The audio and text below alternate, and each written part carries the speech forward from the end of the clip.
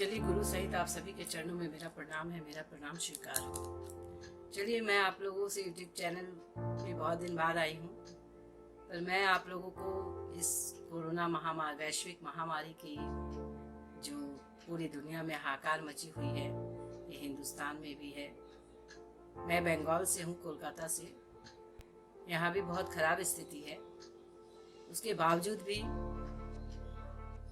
मैं खुद अपना महसूस कर रही हूँ कि महादेव की असीम दया है कि हम लोगों का हर दिन सुबह उठते हैं और हर दिन एक सुबह नई शुरुआत होती है और दिन भर अच्छा से कटता है, फिर दूसरे दिन की शुरुआत होती है। ये गुरु की दया है कि हम लोग सब ठीक ठाक हैं, हमारे आसपास के लोग ठीक हैं, हमारे जानने वाले रिश्तेदार नातेदार ठीक हैं, हमारे गुरु भाई गुरु बहन ठीक है, शिव से जुड़े हर लोग ठीक हैं।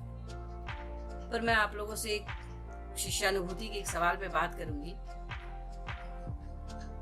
जो साहब ने लिखा है, आरंभिक अवस्था में वह गुरु को निराकार स्थिति में स्वीकार करे या साकार स्वरूप में अंगीकार करे। सवाल यही है। तो मैं बताना चाहूंगी कि आरंभिक अवस्था में, साहब कहते हैं आरंभिक अवस्था में आप जिस शिव को जानते हैं, आप अगर उमा महेश्वर के रूप में जानते हैं तो उनको, आप घर में शिवलिंग रखे हैं, फोटो रखे हैं, उस रूप में जानते हैं तो उनको, आप कपालिक के रूप में जानते हैं तो उनको, महाकाल के रूप में जानते हैं तो उनको, जिनको आप जिस रूप में 1008 नामों में से जिसको आप जिस रूप में जानते हैं, आरंभिक अवस्था में उसी रूप में आप उसको, उस साकार रूप को आप स्वीकार कीजिए। और लेकिन एक ऐसा स्टेज आएगा जब आपको निराकार को भी अंगीकार करना ही पड़ेगा।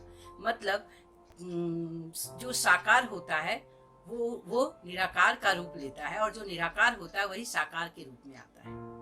जैसे हम उदाहरण देना चाहेंगे कि एक बच्चा जब जन्म लेता है तो वो एक माँ के पेट में एक आकार लेता है और वही साकार होके पृथ्वी पे आता है। और फिर वही बच्चा एक दिन जब उसकी आयु खत्म होती है तो वो निराकार रूप ले लेता है। मतलब आत्मा के रूप में वो दिखता नहीं है, निराकार रूप ले लेता है। ठीक उसी तरह शिव भी है, एनर्जी है, पावर है, ऊर्जा है। ये आपको समझना होगा। उस शिव को अगर आप शुरुआती दौर पे भगवान के रूप में हमने उस शिव को गुरु बनाया तो हमने स्वीकार किया, लेकिन एक समय, एक स्थिति ऐसी आती है जिसको कहा गया कि आपको निराकार को स्वीकार करना ही होगा, और स्वीकार निराकार को करेंगे मतलब वही परमात्मा, वही ईश्वर को, वही सूक्ष्म परम चैतन्य ऊर्जा, जिसको कहा गया कि वो दिखता नहीं है, जिसको एल्बर्ट आइंस्टाइन ने कहा कि every and each element have a power, जिसको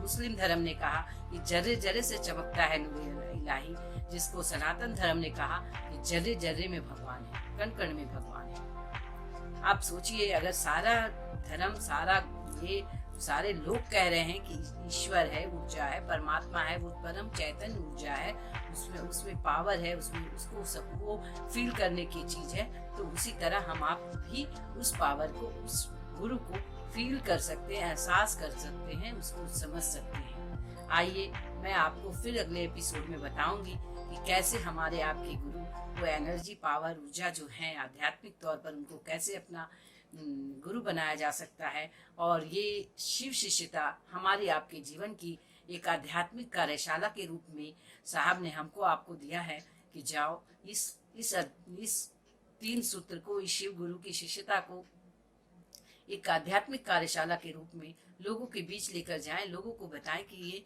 जो हमारा आपका जो आध्यात्मिक विकास नहीं हो रहा है वो कैसे होगा। चलिए, आप सभी को मेरा प्रणाम है। लाइक और सब्सक्राइब जरूर, शेयर जरूर कीजिएगा।